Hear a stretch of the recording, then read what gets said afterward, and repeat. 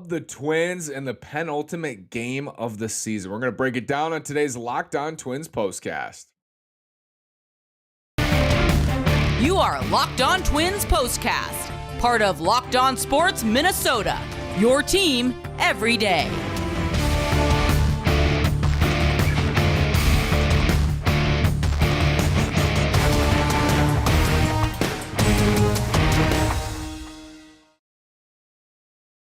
And welcome to the penultimate edition of our Locked On Twins postcast. It's Tuesday, October 4th.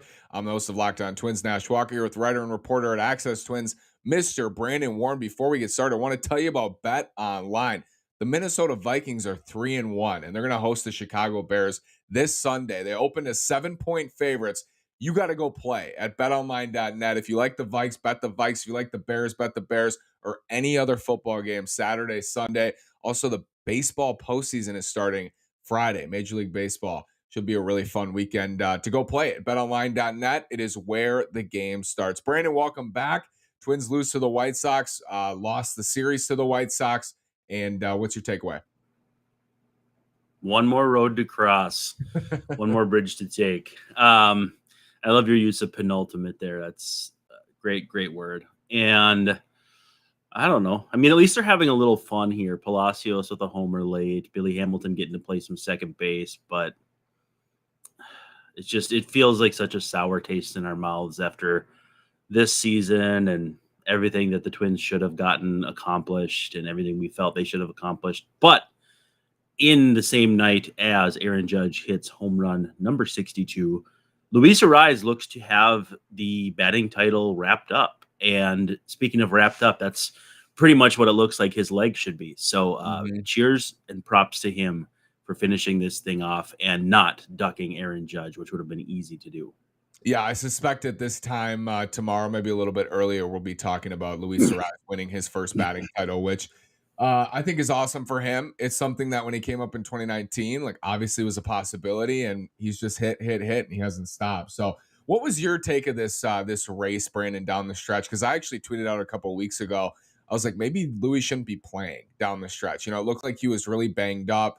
Didn't want to go into the offseason with him banged up. But what has been your take on the last couple of weeks in the batting race? Well, it just goes to show when we think of shutting guys down, you have to consider the competitive spirit, not only of the game, but in these guys' DNA. They're just wired to want to be out there. And so that's why Luis Arraez is playing as much as possible. And you look at his numbers in the second half, and I don't think it's entirely based on injury. I think there was just some stuff in there that might not have been sustainable after the first half. But, you know, it's been a slog for him in the second half to the point where this is even a race because he was kind of running away with it for a while. So, I mean, cheers to him for playing through some stuff, but at the same time, it's very obvious he's not well. And so hopefully he can rest up this offseason, but I applaud him for playing. One of the more shocking aspects, maybe not shocking, but surprising that Josh Winder hasn't gotten more swings and misses. It's something we've touched on a little bit this season, but we saw it again tonight. Good stuff, you know, mid-90s fastball. But early, like when he was in Tampa, like I think we talked after that Trop start, he was just incredible. The swings and misses and 96 in the upper part of the zone, blowing guys away, setting up that slider. We hadn't really seen that. I don't know if the shoulder is part of it, but what do you think?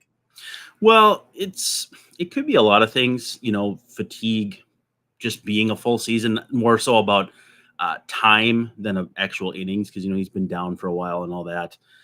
Adjustments to this level are difficult. Pitching to a catcher other than Ryan Jeffers up until this last start or maybe even just this start, you know, I really think there's a chasm between the game calling of Gary Sanchez and Ryan Jeffers that matters a lot. And that's only going to be better for Winder next year, assuming he gets to pitch to Jeffers more often. But part of it, too, is just it's learning the league and the league learning you in turn. And how fast can you take control of those reins? Because there's going to be times for pitchers where they'll come out hot and then they'll get just annihilated. And then it's on them to make the next adjustment. And the guy I come back to is Scott Baker. And so when he came up in, I think it was 05, he had a pretty nice run there. And then 06, he got just obliterated. So it's not uncommon for guys who are young and well-regarded prospects to come up and struggle. It's just a matter of, where does he go from here? Because it could still be, as weird as it sounds, a crowded rotation next year if they make some moves this offseason to where maybe he's pitching out of the bullpen next year and having that Griffin Jax glow up like we saw. I'm not as out on him as I was Jax a year ago, but we'll see. I think he can definitely pitch at this level, and I'm excited to see what that role is. Reese, was that the worst infield in Major League Baseball history? Here, I think you correct me if I'm wrong, Brandon, there at the end. They had Nick Gordon at third. Jermaine Palacios, respect Jermaine Palacios, hit a home run at short. At second was Billy Hamilton, and Caleb Hamilton was at first base. That might have been, Reese. It might have been, defensively, I think Palacios pretty well regarded at short, but offensively, that I think at this point, probably one of the worst Major League Baseball infields you'll see. But Nick Gordon's had a good year, so shout out Nick Gordon. And I saw tonight, what is your take, Brandon, on his role? Like, do you view him as a utility infielder anymore? We've seen him, especially in the last couple of weeks, make some serious blunders at second base. Can't really play short. Do you view him as like just outfield specific next year? I mean, mix and match. It's going to be tough because if everyone's healthy, you're looking at, is Alex Kirilloff in a corner outfield spot? Is he at first base? Does Jose Miranda, who got dinged up tonight, does he swing over to third? A lot of balls in the air. For me, the fact of the matter is that it's kind of weird. Gordon will be the constant of that equation because we don't know if AK can still stay healthy. We don't know if Larnach can stay healthy and that sort of thing. Gordon's been solid this year to the point where it's like, okay, pencil him into this, maybe not lineup, but definitely on the depth chart, definitely on the roster. So he's just going to kind of have to be a have glove, will travel kind of guy for if Louis Arise is banged up, he'll play somewhere. And if Polanco's banged up, he'll play somewhere. And the one thing that Rocco Baldelli does well is I think he keeps guys in a rotation where they get to play enough to stay sharp. It's another thing that people talked about with Tom Kelly back in the day. He had a lot of guys like Chip Hale and Jeff Rebele who played a lot of Sundays and then kind of off and on during the week. I think Rocco can make something like that work with Nick Gordon, but if it's not infield, that's tough because he was not really an outfielder by trade either. So we'll see what happens. I think he's the kind of guy who can get 350 at bats on a good team playing all over the place. But I don't think you want him starting anywhere every single day, specifically second base. Twins lose the series to the White Sox, but I do believe, based on comments from Rick Hahn, their general manager, based on the contract, based on Andrew Vaughn, I do believe that this is it for Jose Abreu as a White Sox. And Reese brings up this question. Thoughts on going after Jose Abreu this offseason? I don't know how you feel, Brandon. I just think reading the tea leaves, like in the past, it's been such an obvious that he's coming back. He's not going to leave. This year, I think it's different. I think it'll be his last game either tonight or on Wednesday. What are your thoughts on the Twins going after Abreu?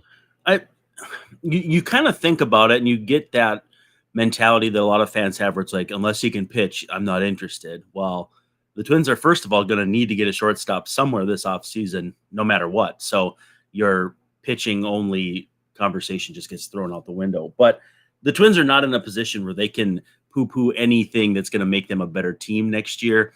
And I can't think of a better veteran mentor for a team that's probably going to have a fair amount of Spanish-speaking players coming through the system either now or in the near future than Jose Abreu. Now, are his best days behind him? Chances are yes. But I thought that 2 years ago, and he just kept going and going and going. I thought that for Nelson Cruz before he signed with Seattle, let alone Texas. So I like it. I really do, because they don't have a long-term fit at first base. Miguel Sano's out the door.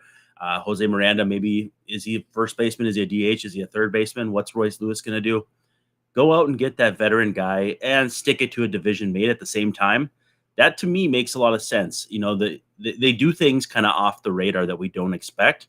I could see that being one of them, getting, a 2-year deal for $30 million or something. I'd be all over that. Yeah, and he set a career high in walks this year. The on-base percentage is way up there. He hit 305 or whatever. Power was a little bit down across the board for the White Sox, but this is a guy. I mean, he's a run producer, and I'm even someone who doesn't believe like wholeheartedly there's a run, but he's a run producer. 304, 378, 446 for a slash, and that's with offense down across baseball. Yeah. So what does that come out to? Probably like a 120 something weighted runs created plus OPS plus kind of deal. Works for me. I would be more than happy to give him a shot in that Nelson Cruz role. Yeah, he's awesome. I think the infield, watch closely the infield this offseason because they have questions at third. Do they move Luis Ariz permanently to second and trade Jorge Polanco? Do they trade one of those guys off a corner? Like, do you view the infield as that fluid this offseason too, Brandon? It's exceptionally fluid because they need to decide at third base they can run it back with Urshela, and there's no issues there. He's in his last year of arbitration eligibility. He's been solid. But what's the future look like there? Is Royce Lewis a future shortstop? Is he a third baseman? Is he an outfielder? We don't know. And so, how much time does Miranda get over there? Or is he going to be playing first? Like, there's just so many question marks and so much fluidity that it's kind of like you have enough talent, or you have a fair amount or plenty of talent. It's just a matter of sitting guys down in spots and getting a feel for a depth chart. And to me, they should not be afraid to add to that room, so to speak, with a guy like Abreu. I would love it. And it's almost like Brett Favre, the Chicago White Sox there. Mm-hmm. I would love that. Brandon, thank you. Reese, thank you. Thanks, everybody, for watching all year long. We'll be back for one more for the series finale Wednesday. Brandon, thank you. We'll talk again tomorrow for the final time of the season.